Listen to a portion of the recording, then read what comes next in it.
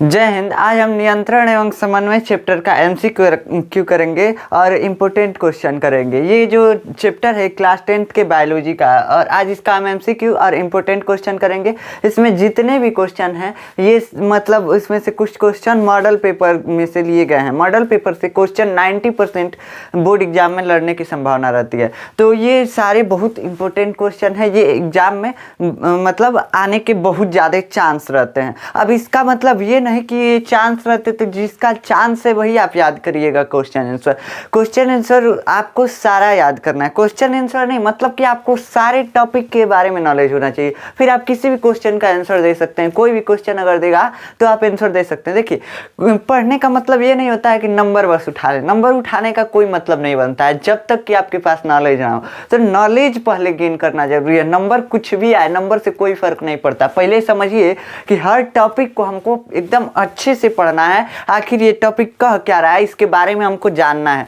तो ये सारा टॉपिक आप पूरा क्लियर करिएगा चैप्टर को। ये नहीं कि आप बस इंपॉर्टेंट क्वेश्चन को टारगेट कर लीजिएगा और याद कर लीजिएगा। ऐसे करने से नंबर तो आ सकते हैं लेकिन आपके पास नॉलेज नहीं होंगे। तो चलिए देखते हैं जो क्वेश्चन हम लिए हैं उसके बारे में। देखिए, न्यूरॉन में विद्युत आवेग के प्रवाह की दिशा क्या होती है। अब विद्युत आवेग क्या होता है? Electric impulse. अब जानते हैं ना कि किसी भी सूचना को अगर हम यहाँ पे छुए तो हमारे ब्रेन में पता चल गया कि हम यहाँ पे अपनी उंगली को छू दिए हैं। तो ये कैसे गया? विद्युत आवेग से जाता है। किस में? न्यूरॉन में। न्यूरॉन के द्वारा जाता है ब्रेन में। किस में? ब्रेन में जाता है। किसके द्वारा? विद्युत आवेग के द्वारा, इलेक्ट्रिक इंपल्स द्वारा। एक छोटा सा इलेक्ट्रिक करंट होता है विद्युत आवेग। समझ में आया? तो इसकी दिशा कैसे होती है इसके बारे में हम पढ़ा चुके हैं, आप जाकर देख सकते हैं। देखिए, इसकी दिशा कैसे होती है। इसकी दिशा बोल रहा है कि क्या ये इधर से इधर की ओर होती है? नहीं। देखिए, इसकी दिशा किधर होती है? डेंड्रॉन से उत्पन्न होता है। डेंड्रॉन मतलब उसका सिर जो होता है, जो न्यूरॉन आप देख रहे हैं उसका सिर जो होता है उस पर कुछ ऐसे उंगली जैसे संरचना निकली रहती है सब,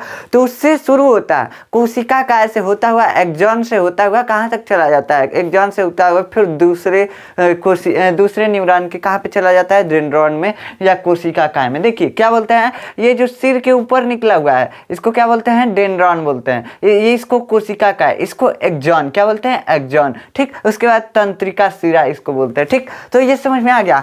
तो इसमें यहाँ से निकलता है और ऐसे जाता है, लेकिन ये दिखा रहा है कि ना उल्टा नहीं जाता है बाबू। उल्टा जाएगा कैसे? उल्टा बस एक तरफ इसमें विद्युत आवेग बहता है। समझ में आ गया?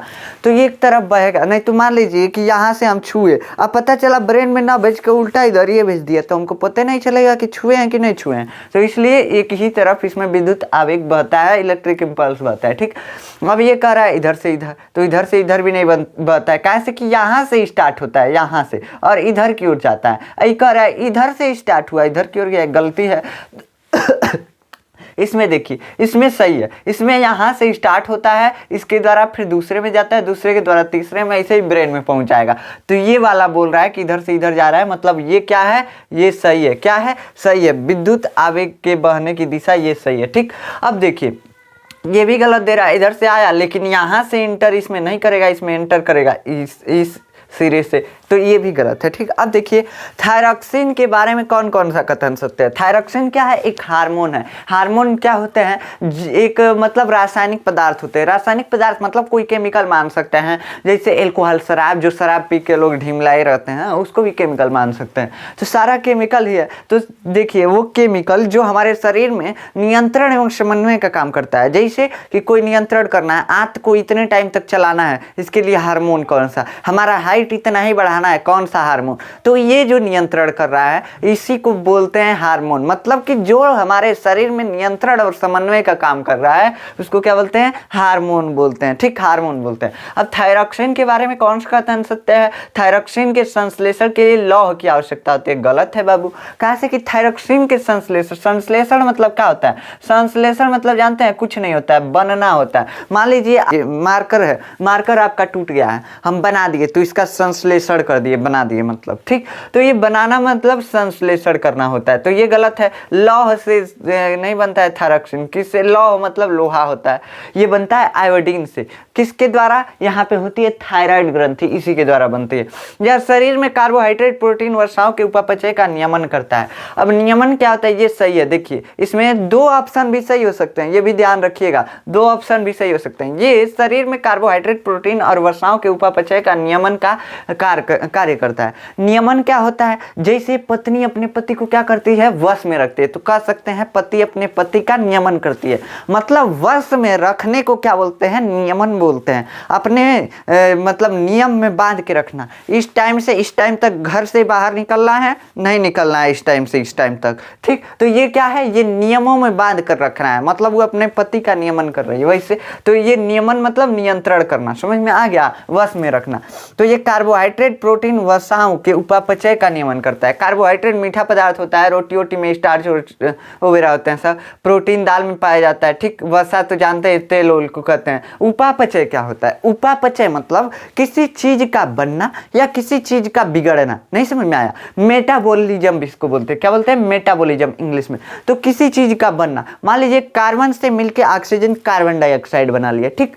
अब मान लीजिए नमक को तोड़ दिए Na+Cl-, तो ये दोनों प्रकार की अभिक्रियाएं क्या है? उपापचय। तो इसी को उपापचय बोलते हैं, मतलब किसी चीज का टूटना या किसी चीज का बनना क्या कहलाता है? उपापचय क्रिया कहलाता है। ये कहाँ होगा? शरीर में, ये नहीं कि बाहर। तो शरीर में जो किसी चीज के बनने की क्रिया होती है या किसी चीज के टूटने की क्रिया होती है, क्या बोलते हैं? उपापचय। तो देखिए यह शरीर में कार्बोहाइड्रेट, प्रोटीन और वसाओं के उपापचय का नियमन करता है, यानी नियंत्रण करता है। टूटने और बनने पर इन सब के नियंत्रण करता है, ये सही है। ये ऐसा काम करता है थायरॉक्सिन हार्मोन, ठीक।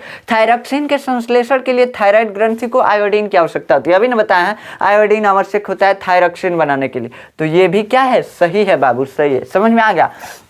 मॉडल पेपर में ऐसा क्वेश्चन दिया है, लेकिन दिया है तो आपको एक आंसर सही करने के लिए दिया है, लेकिन इसमें दोनों आंसर सही है। तो मॉडल पेपर थोड़ा गलती प्रिंट कर दिया है, लेकिन क्वेश्चन इससे बहुत ज़्यादा लड़ते हैं। तो समझ में आया? देखिए ये मतलब आयोडीन क्या होता है? आयोडीन की आवश्यकता होती है।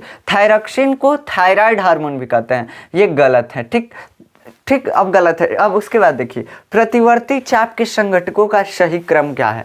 सही क्रम, प्रतिवर्ती चाप होता क्या है? अगर कोई रिफ्लेक्स एक्शन होता है, रिफ्लेक्स एक्शन मतलब प्रतिवर्ती क्रिया, जैसे जैसे सांप आके तुरंत भाग भाग भाग कहने लगते हैं ना, तुरंत भागने लगते हैं। इन्हें सोचते हैं कि सांप आया, अच्छा काटेगा हमको, क्या काटेगा तो क्या जहर छोड़ेगा कि नहीं छोड़ेगा, ऐसा सोचते हैं? नहीं सोचते हैं, तुरंत देखते ही भाग जाते हैं। तो ये प्रतिवर्ती क्रिया है। अचानक किसी के प्रतिक्रिया जब होती है, कोई प्रतिक्रिया जब अचानक हो जाती है, उसी को बोलते हैं प्रतिवर्ती क्रिया। जैसे मच्छर काटा ही नहीं सोचते हैं, मच्छरे काटा है कि माछी काटी है, क्या काटा है, ये नहीं सोचते हैं, तुरंत ही इसे मार देते हैं। तो ये प्रतिवर्ती क्रिया है, तुरंत हो गया, तो इसी को क्या बोलते हैं? प्रतिवर्ती क्रिया। तो प्रतिवर्ती क्रिया के होने के लिए जो विद्युत आवेग की गति की दिशा होती है, गति का जो पथ होता है, जो रास्ता होता है, जो मार्ग होता है, उसी को क्या बोलते हैं? प्रतिवर्ती चाप। तो देखिए मैंने यहाँ पे छुआ अपनी उंगली को, तो यहाँ से क्या हुआ? विद्युत आवेग यहाँ से गया और जा करके ब्रेन में गया, ब्रेन में गया ना, या स्पाइनल कॉर्ड में गया। स्पाइनल कॉर्ड मतलब रीढ़ की हड्डी में ब्रेन होता है, उसी को स्पाइनल कॉर्ड बोलते हैं, मेरुरज्जु। तो यहाँ पे गया और यहाँ से फिर से क्या हुआ? ये आदेश दिया स्पाइनल कॉर्ड कि यहाँ से हाथ हटा लो, तो हाथ हटा लिया। तो देखिए कैसे गया? यहाँ से गया और फिर आदेश किधर से आया? ऐसे उल्टा आया। तो इसी को बोलते हैं प्रतिवर्ती चाप। क्या बोलते हैं? प्रतिवर्ती चाप। यहाँ से गया संदेश और फिर वहाँ से उसका आदेश आया कि करना क्या है। तो ये जो रास्ता है जाने और आने का, इसी को क्या बोलते हैं? प्रतिवर्ती चाप। तो गया किससे? संवेदक न्यूरॉन द्वारा, संवेदी न्यूरॉन द्वारा। संवेदी न्यूरॉन मतलब जो सूचना को ले जाता है उसको संवेदी न्यूरॉन कहते हैं, जो सूचना को ले आता है उसको क्या बोलते हैं? प्रतिवर्ती न्यूरॉन या मोटर न्यूरॉन बोलते हैं, ठीक। तो देखिए यहाँ पे दिया है इसकी दिशा मेरुरज्जु, पहले ही छूते ही मेरुरज्जु में पहुंच गया,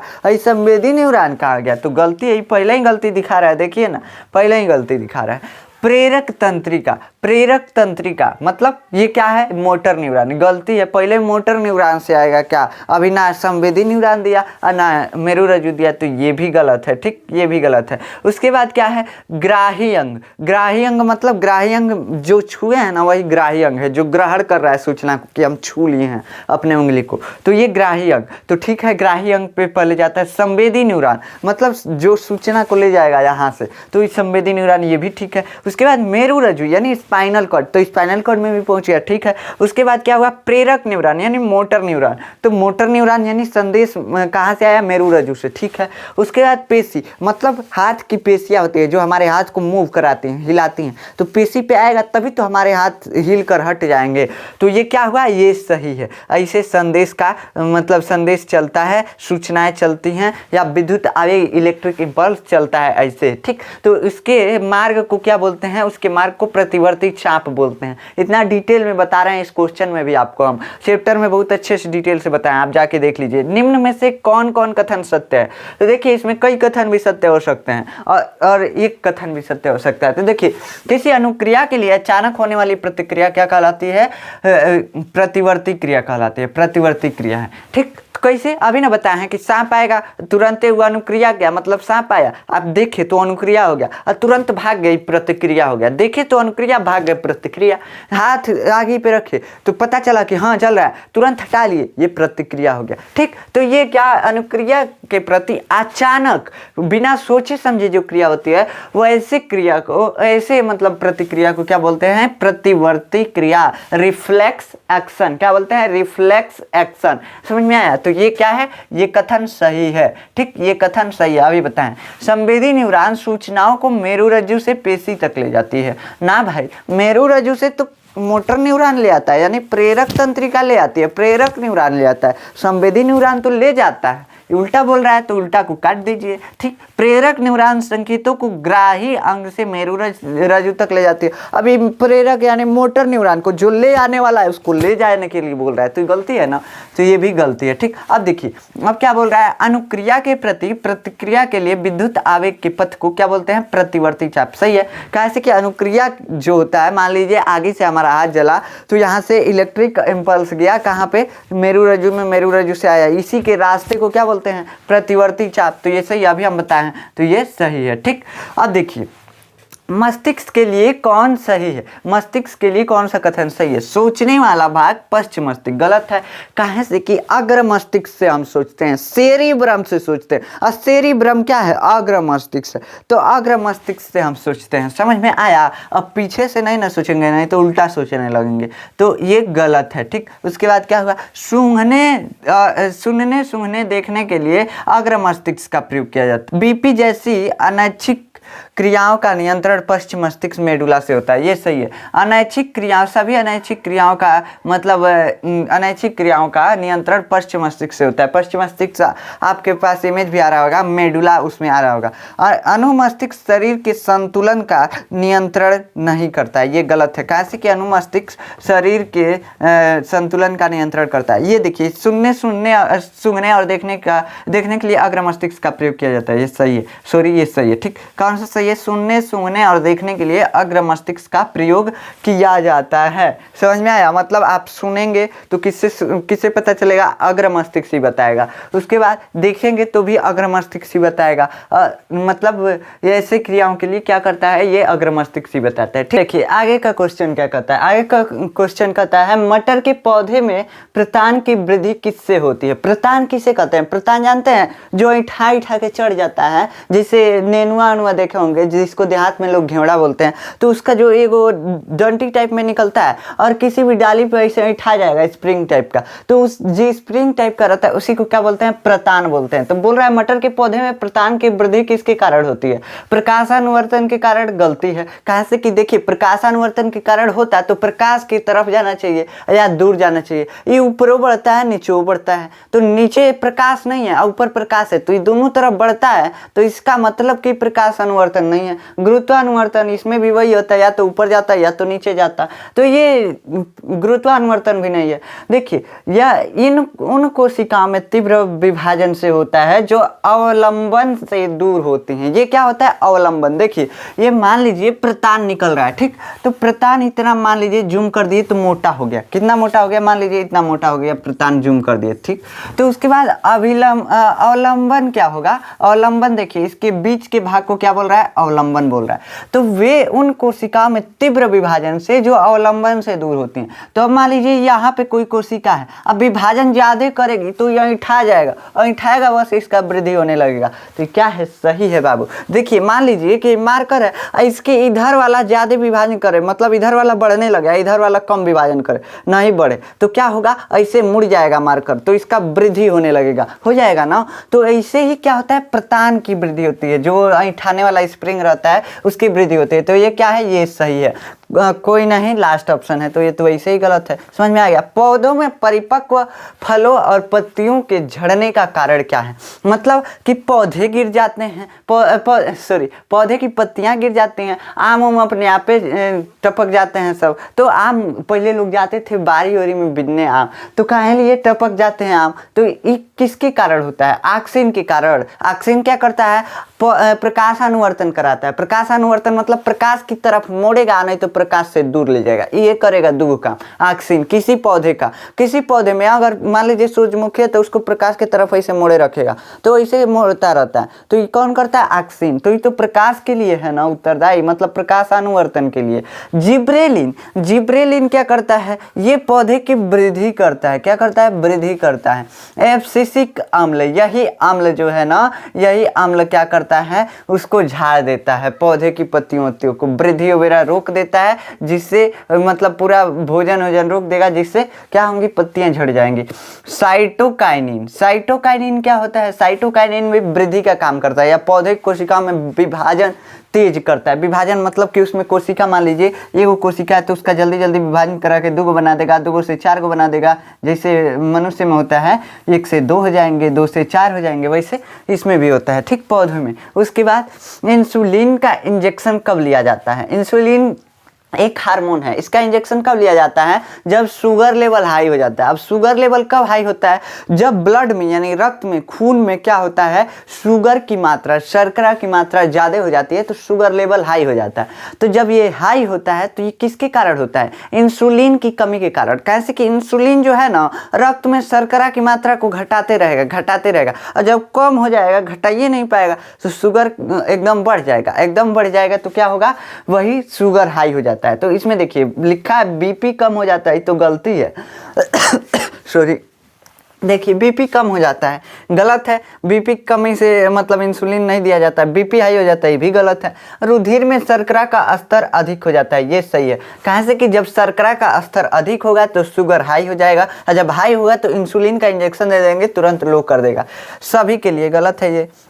नियंत्रण और समन्वय के तंत्र कौन है? नियंत्रण व समन्वय, कंट्रोल एंड कोऑर्डिनेशन। देखिए यहीं से क्वेश्चन आ गया कि नियंत्रण और समन्वय पूरे तंत्र क्या क्या है। तो इसमें पूछ रहा है नियंत्रण और समन्वय का तंत्र। तो क्या होता है? एक होता है तंत्रिका तंत्र। क्या होता है? तंत्रिका तंत्र। और क्या होता है? एक अंतःस्रावी तंत्र। अंतःस्रावी तंत्र, तंत्रिका तंत्र में क्या आएगा? न्यूरॉन वगैरह आएंगे, ब्रेन वगैरह आएगा। तो ये ब्रेन और न्यूरॉन क्या हो गया? तंत्रिका तंत्र हो गया। क्या हो गया? तंत्रिका तंत्र हो गया, ठीक। अब उसके बाद नियंत्रण और समन्वय के तंत्र कौन कौन से हैं? तंत्रिका तंत्र। उसके बाद क्या आएगा? उसके बाद आएगा अंतःस्रावी तंत्र। अंतःस्रावी तंत्र कौन कौन से हैं? ग्रंथि जो हार्मोन स्रावित कर रही हैं, इन सब का तंत्र मिला के क्या बोलते हैं? अंतःस्रावी तंत्र। तो ये क्या होगा? ये दोनों काम करते हैं हमारे शरीर को कंट्रोल करने के लिए और समन्वय स्थापित करने के लिए। समन्वय मतलब तालमेल के साथ काम करना।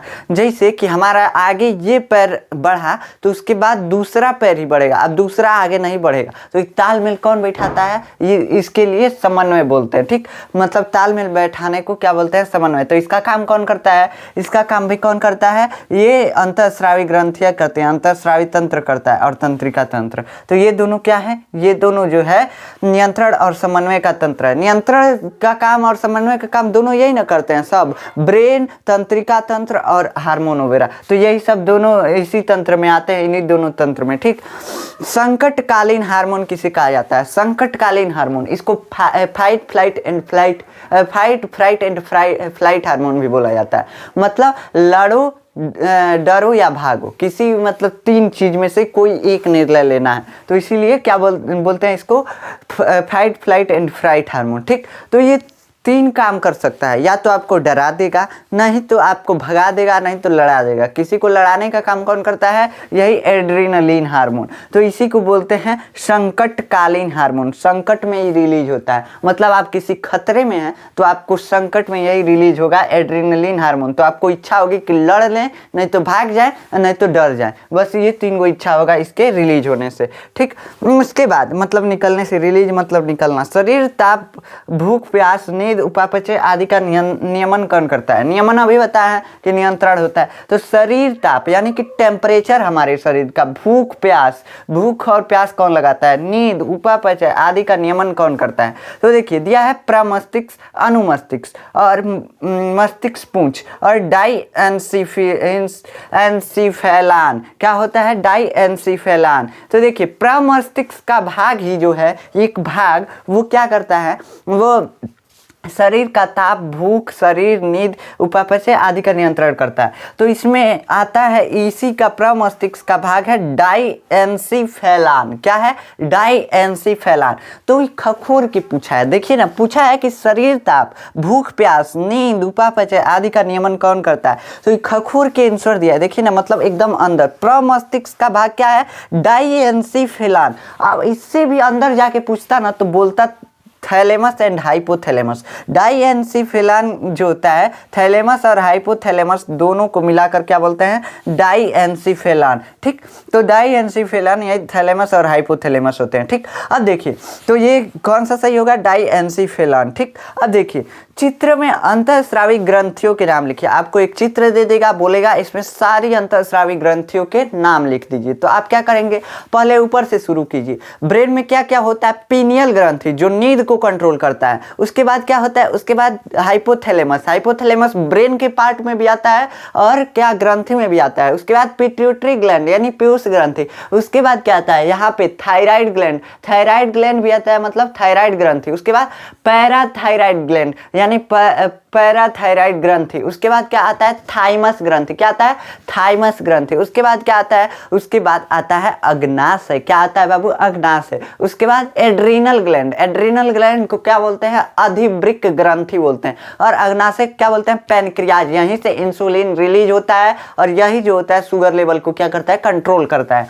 तो देखिए इतने सारे ग्रंथि के नाम आपको लिख देना है इस फिगर में। ठीक, अब देखिए न्यूरॉन का चित्र नाम सहित बनाइए। तो न्यूरॉन का चित्र आपको बना देना है।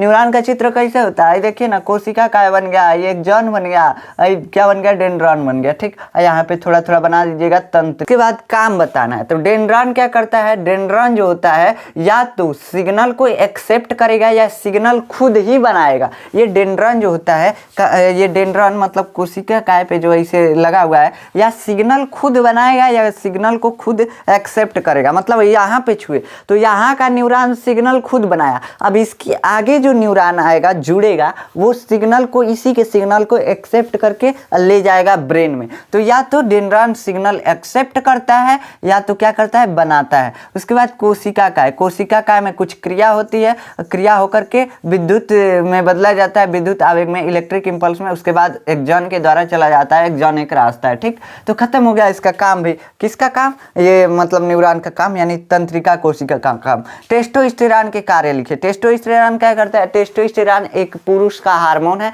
ये क्या करता है? टेस्टोस्टेरॉन जो है द्वितीयक लैंगिक लक्षण को मतलब उपार्जित करता है, दिखाता है। जैसे दाढ़ी मूंछ का आना, आवाज का मोटा होना, लड़कों में ये होता है तो लड़कों में ही होगा। आवाज का मोटा होना, दाढ़ी मूंछ का आना, शरीर पे बाल आना, जननांगों पे बाल आना। उसके बाद ये स्पर्म निर्माण में भी सहायता करता है, स्पर्म के बनने में भी सहायता करता है। तो इसके ये कार्य हैं टेस्टोस्टेरॉन के। ठीक, अब देखिए सभी पादप हार्मोन का उल्लेख कीजिए। सभी पादप हार्मोन, कौन कौन से पादप हार्मोन होते हैं? पादप हार्मोन 4 प्रकार के होते हैं, 4 नहीं 5 प्रकार के। देखिए कौन कौन से होते हैं? ऑक्सिन, जिब्रेलिन, साइटोकाइनिन, साइटोकाइनिन, उसके बाद क्या होता है? एब्सिसिक अम्ल। क्या होता है? एब्सिसिक अम्ल। ठीक, 5वां हार्मोन होता है एथिलीन। क्या होता है? एथिलीन। देखिए चारों का पांचों का काम समझ लीजिए। ऑक्सिन जो होता है प्रकाशानुवर्तन करता है, ये पौधे की वृद्धि में भी मदद करता है, मतलब कि पौधे की कोशिकाओं को लंबा कर देता है, बड़ा कर देता है। और जिब्रेलिन, जिब्रेलिन क्या करता है? जिब्रेलिन भी पौधे के मतलब बड़े होने में सहायता करता है, ये तने की वृद्धि करता है, पौधे की तने की वृद्धि करता है। साइटोकाइनिन, साइटोकाइनिन क्या करेगा?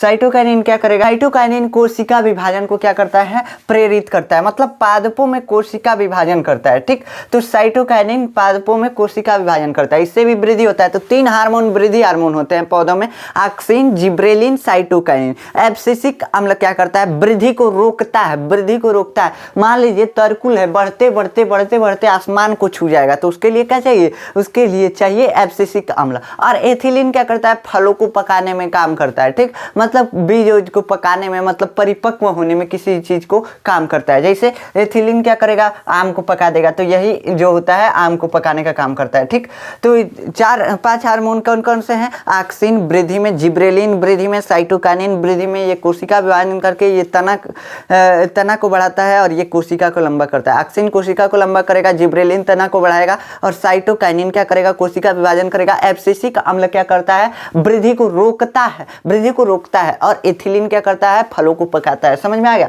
ये होते हैं हार्मोन और इसके काम। तो पादप हार्मोन खत्म हो गया। मानव मस्तिष्क की संरचना तथा कार्य लिखिए। मानव मस्तिष्क की संरचना क्या क्या होती है? मानव मस्तिष्क 3 भाग में पहले बांट के। 3 भाग में कौन कौन से? अग्र मस्तिष्क, मध्य मस्तिष्क और पश्चिम मस्तिष्क। क्या क्या? अग्र मस्तिष्क, मध्य मस्तिष्क और पश्चिम मस्तिष्क। ठीक, तो देखिए जो आगे ऊपर का भाग होता है पूरा, उसको क्या बोलते हैं? अग्र मस्तिष्क।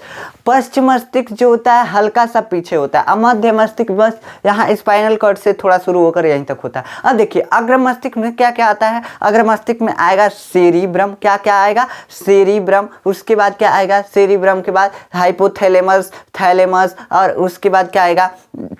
ये मतलब क्या कहाँ आते हैं? ये अग्र मस्तिष्क में आते हैं। तो देखिए सेरिब्रम क्या काम करेगा? याद रखने का काम करता है। क्या काम करता है? सेरिब्रम याद रखने का काम करता है। और अग्र मस्तिष्क में क्या क्या आते हैं? देखिए अग्र मस्तिष्क में सेरिब्रम और क्या आता है? सेरिब्रम, हाइपोथैलेमस और थैलेमस, जिसको क्या बोलते हैं? डाइएन्सिफिलाइन। हाइपोथैलेमस और थैलेमस 2 अंग हैं, इन दोनों को मिलाकर के क्या बोलते हैं? डाइएन्सिफिलाइन। ठीक, उसके बाद एक होता है घ्राण पिंड। क्या क्या हो गया? देखिए इसको बोलते हैं सेरिब्रम, मतलब अग्र मस्तिष्क के 3 भाग कौन कौन से? सेरिब्रम, घ्राण पिंड, उसके बाद क्या हो गया?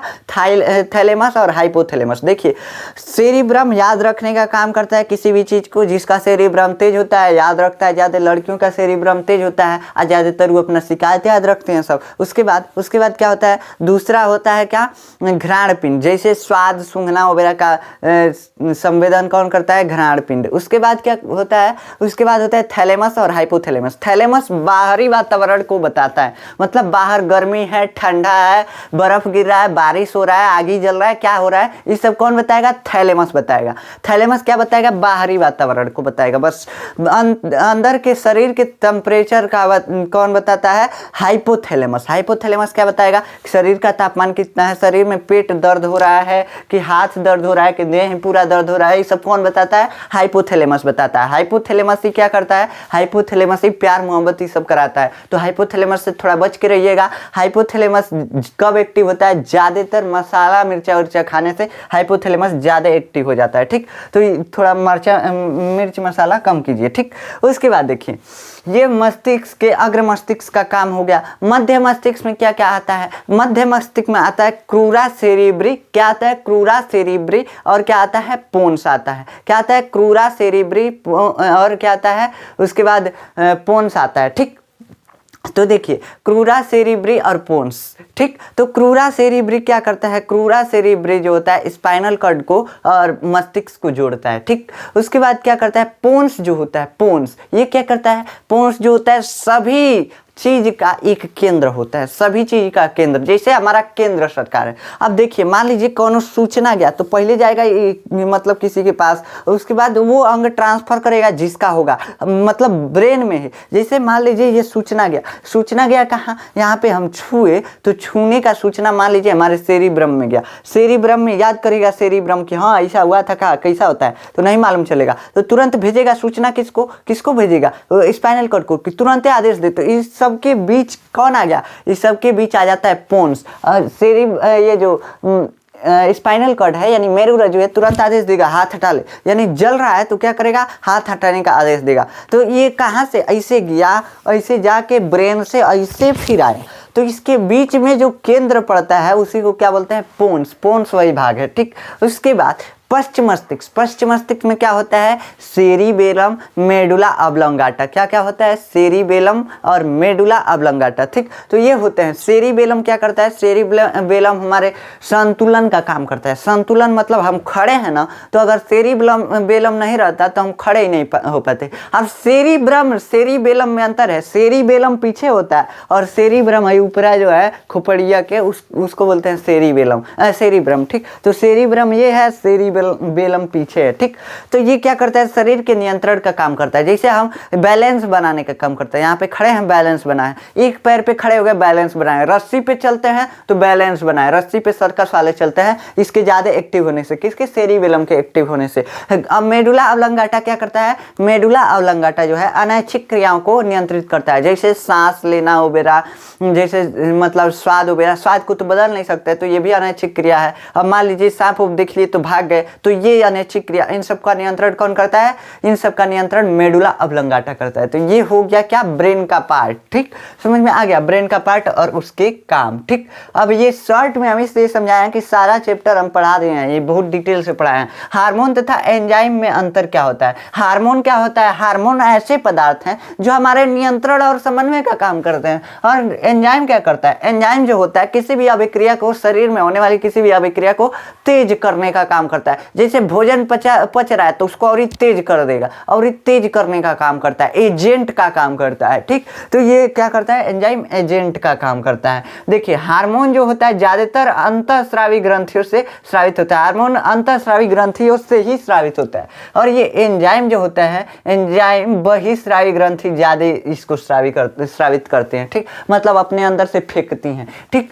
अब अंतःस्रावी ग्रंथियां क्या होती है? अंतःस्रावी ग्रंथियां, देखिए अंतःस्रावी ग्रंथियां उन ग्रंथियों को कहते हैं जो अपना उत्पाद जो फेंक रही हैं अपने अंदर से। मान लीजिए कि थायराइड ग्रंथि है, थायरॉक्सिन हार्मोन छोड़ रही, तो सीधा ब्लड में छोड़ती है, उसके पास कोई नली नहीं होता है, तो इसको क्या बोल देंगे? अंतःस्रावी ग्रंथि। क्या बोलेंगे? अंतःस्रावी ग्रंथि। जो ग्रंथि अपने उत्पाद को सीधा ब्लड में छोड़ती है, बिना नली की होती है, उसमें कोई नली नहीं पाया जाता, तो उसको क्या बोलते हैं? उसको बोल देते हैं कि ये अंतःस्रावी ग्रंथि है। जैसे ये तो थायराइड ग्रंथि सीधा ब्लड में छोड़ रही है, इसमें इसका अपना कोई नली नहीं है। अब देखिए, लीवर को अगर देखेंगे आप तो लीवर में क्या होता है? यहाँ पे वो नली होता है। नली से क्या होता है? नली से जुड़ा होता है किसमें? छोटी आंत में। तो इसका अपना नली है, जहाँ काम हो रहा है वहां तक पहुंचा दे रहा है, किससे? नली से। तो ये क्या है? बहिस्रावी ग्रंथि है। अग्नाशय क्या है? अग्नाशय में भी अपना एक नली होता है, तो अग्नाशय भी बहिस्रावी ग्रंथि है। समझ में आ गया? तो ये बहिःस्रावी ग्रंथि अंतःस्रावी ग्रंथि में ये अंतर होता है। पीयूष ग्रंथि को मास्टर ग्रंथि क्यों कहते हैं? देखिए इसके सभी हार्मोन का उल्लेख कीजिए। पीयूष ग्रंथि को मास्टर ग्रंथि इसलिए कहते हैं कि सभी ग्रंथियों को नियंत्रित करता है। क्या करता है? सभी ग्रंथियों को नियंत्रित करता है। जब तक कहेगा नहीं कोनो ग्रंथि काम में नहीं करेगा। थायराइड है, जब तक नहीं कहेगा पीयूष ग्रंथि की काम करो तब तक नहीं करेगा, तो इसीलिए इसको मास्टर ग्रंथि कहते हैं। समझ में आ गया? तो देखिए थायराइड पीयूष ग्रंथि को यानी पिट्यूटरी ग्लैंड को मास्टर ग्लैंड भी बोलते हैं। क्यों? ये समझ में आ गया कि ये सभी ग्रंथियों को नियंत्रित करता है। इससे कौन कौन से हार्मोन निकलते हैं? देखिए थायराइड को काम कराने के लिए कौन सा हार्मोन छोड़ेगा? TSH hormone. कौन सा hormone? TSH hormone, thyroid stimulating hormone. क्या बोलते हैं? Thyroid stimulating hormone. अब देखिए पीयूष ग्रंथि दूसरा हार्मोन कौन सा छोड़ता है? दूसरा हार्मोन एड्रेनल ग्लैंड के काम करने के लिए एड्रीनोट्रोपिक हार्मोन, एड्रीनोट्रोपिक हार्मोन। अब क्या हम स्क्रीन पे लिख दे रहे हैं, ठीक। अब देखिए FSH हार्मोन, ये क्या होता है? Follicle stimulating hormone. क्या होता है? Follicle stimulating hormone. ये क्या करता है? वृषण को मतलब काम करने के लिए कहता है। वृषण मतलब कि टेस्टिस, ये टेस्टोस्टेरोन हार्मोन जो होता है वृषण छोड़ता है, टेस्टिस छोड़ता है। तो ये कौन सा हार्मोन पिट्यूटरी ग्लैंड उसको काम कराने के लिए छोड़ता है? FSH हार्मोन यानी फॉलिकल स्टिमुलेटिंग हार्मोन, और LH हार्मोन ल्यूटिनाइजिंग हार्मोन। ये दोनों हार्मोन जो है वृषण और किसके लिए? अंडाशय के काम कराने के लिए ये दोनों हार्मोन उत्तरदायी हैं। समझ में आ गया? अब देखिए वैसोप्रेसिन या एंटी डाईयूरेटिक हार्मोन, ये क्या होता है? वैसोप्रेसिन या एंटी डाईयूरेटिक हार्मोन ये क्या होता है? ये जो है ये अभी तक था ये अग्रपाली द्वारा स्रावित हो रहा था। अग्रपाली द्वारा किसके? पिट्यूटरी ग्लैंड के। अब पश्चपाली से स्रावित होगा। तो ये पश्चपाली से जो स्रावित होता है ये हाइपोथैलेमस छोड़ता है। हाइपोथैलेमस छोड़ता है, बस ये बहवा देता है, मतलब अपने अंदर से निकाल देता है। किसको? हार्मोन को। ये बनाता कौन है? हाइपोथैलेमस। ये जो अभी घेरे हैं ये कौन हार्मोन? ये इसके ऊपर जो बताएं ये तो खुद बनाता है, लेकिन अब जो बताएंगे ना ये कौन बनाएगा? हाइपोथैलेमस। लेकिन छोड़ेगा कौन? पीयूष ग्रंथि। तो देखिए वैसोप्रेसिन या एंटी डाईयूरेटिक हार्मोन बनाता कौन है? ये बनाता है ये हाइपोथैलेमस बनाता है, लेकिन ये छोड़ता कौन है? पीयूष ग्रंथि। तो पीयूष ग्रंथि इसको छोड़ता है। ऑक्सीटोसिन हार्मोन भी यही बनाता है और पीयूष ग्रंथि इसको छोड़ देता है। वैसोप्रेसिन हार्मोन क्या करता है? वैसोप्रेसिन हार्मोन जो होता है किडनी में मतलब पेशाब में क्या करता है? पानी की मात्रा को नियंत्रित करता है। इसके वजह से उदकमेह रोग होता है, मतलब या तो पानी की कमी हो जाएगी पेशाब में और नहीं तो ज़्यादा पानी हो जाएगा, तो इसके लिए उदकमेह रोग हो जाता है। उदकमेह रोग मतलब मान लीजिए ज़्यादा पानी निकलने लगा पेशाब के रास्ते तो आपके शरीर में पानी की कमी हो जाती है, तो उदकमेह रोग उसी को बोलते हैं। तो ये वैसोप्रेसिन या एंटी डाईयूरेटिक हार्मोन यही है, ठीक। ऑक्सीटोसिन हार्मोन जो है यही हाइपोथैलेमस बनाता है, लेकिन ये छोड़ता है। इसको वृद्धि हार्मोन भी बोलते हैं, ठीक। अब देखिए अब क्या बोल रहे हैं? पीयूष ग्रंथि, मास्टर ग्रंथि, इसके सभी कार्य हो गए। अब देखिए 4 प्रकार के अनुवर्तन के नाम लिखिए। अनुवर्तन क्या होता है? किसी अनुक्रिया के प्रति प्रतिक्रिया दे रहे हैं पौधे, उसको अनुवर्तन बोलते हैं। जैसे प्रकाश के प्रति अनुक्रिया दे रहे हैं तो ये क्या है? प्रकाशानुवर्तन है। प्रकाशानुवर्तन, मान लीजिए सूरजमुखी है, प्रकाश की तरफ मुड़ रहा है, किसके कारण मुड़ रहा है? प्रकाशानुवर्तन के कारण। गुरुत्वाकर्षण के कारण पौधे की जड़ें नीचे जाती हैं तो उसको क्या बोलेंगे? कि गुरुत्वानुवर्तन है। और शीर्ष उसका क्या कहा जाता है? ऊपर जाता है, तो इसको क्या बोलेंगे? गुरुत्वानुवर्तन, ठीक। तो ये गुरुत्वानुवर्तन हो गया। वैसे ही 4 प्रकार के अनुवर्तन का नाम लिखना है। तो देखिए प्रकाश अनुवर्तन, गुरुत्वानुवर्तन, रसायन अनुवर्तन और क्या हो गया? रसायन अनुवर्तन हो गया। उसके बाद और बोल सकते हैं खनिजानुवर्तन। खनिज के प्रति भी उसकी जड़ें खनिज की तरफ जाएंगी तो उसको बोल देंगे खनिजानुवर्तन। मतलब बहुत सारे अनुवर्तन हम लिख सकते हैं जिसके प्रति पौधे अनुक्रिया कर रहे हैं उसको लिख सकते हैं, ठीक। उसके बाद अनुकंपीय तथा परानुकंपीय तंत्रिका तंत्र क्या है? परानुकंपीय तंत्रिका तंत्र, अनुकंपीय तंत्रिका तंत्र एकदम डरा देगा। देखिए मान लीजिए कोई सांप आपके ऊपर फेंक दिया नकली वाला, तो अब नकली वाला बोले तब समझ गया कि हाँ नकली वाला, तो एकदम नॉर्मल हो गया। अब मान लीजिए तुरंत ही फेंका, आपको लगा रियल है, तो रियल देखे तो एकदम डर गए, लेकिन जब जान गए कि नकली है तब क्या बोलेंगे? तब एकदम शांत हो जाएंगे। तो देखिए जो डराया वो क्या है? अनुकंपीय तंत्रिका तंत्र। अनुकंपीय तंत्रिका तंत्र का क्या काम है? डराना। और परानुकंपीय तंत्रिका तंत्र ये क्या करता है? फिर नॉर्मल कर देता है। बस यही काम है इसके, अनुकंपीय तथा परानुकंपीय तंत्रिका तंत्र के। खत्म परानुकंपीय तंत्रिका तंत्र। एंटी डाईयूरेटिक हार्मोन किस ग्रंथि से स्रावित होता है? भाई अभी बताए हैं कि ये जो होता है हाइपोथैलेमस से स्रावित होता है एंटी डायूरेटिक या वैसोप्रेसिन हार्मोन। ये क्या करता है, उदकमय रोग इसी की कमी से होता है, तो इसका काम हो गया। ठीक, एंटी डायूरेटिक हार्मोन किस ग्रंथि से स्रावित होता है, इसके कार्य क्या होते हैं, ये शरीर में पानी की मात्रा को नियंत्रित करता है, इसकी कमी से उदकमय रोग होता है। ठीक, अब लैंगरहैंस की दीपिका कौन से हार्मोन स्रावित करती है? लैंगरहैंस की दीपिका आखिर होती क्या है? लैंगरहैंस की दीपिका किसको बोलते हैं? लैंगरहैंस की दीपिका उसको बोलते हैं जो अग्नाशय होता है, पैनक्रियाज होता है, उसमें कोशिकाओं का गुच्छा पाया जाता है। मतलब देखिए ना, ये जो क्या है, अग्नाशय है, पैनक्रियाज है, ये भी तो कोशिका से बना होगा, तो इसमें कोशिकाओं का गुच्छा पाया जाता है। उन गुच्छों को क्या बोलते हैं? लैंगरहैंस की दीपिका। कैसे कि इन गुच्छों का खोज कौन किया था? लैंगरहैंस नामक वैज्ञानिक ने किया था, इसीलिए लैंगरहैंस की कोशिका बोलते हैं। ये अग्नाशय किसका स्राव करती है बाबू? इंसुलिन का स्राव करती है। किसका स्राव करती है? इंसुलिन का। तो इसलिए ये लैंगरहैंस की दीपिकाएं कौन सा स्राव करती हैं? इंसुलिन हार्मोन का स्राव करती हैं। तो ये आपका चैप्टर का एमसीक्यू और इंपॉर्टेंट क्वेश्चन खत्म होता है। अब नेक्स्ट वीडियो में हम अगले चैप्टर का एमसीक्यू और इंपॉर्टेंट क्वेश्चन करेंगे। मिलते हैं नेक्स्ट वीडियो में, तब तक के लिए जय हिंद।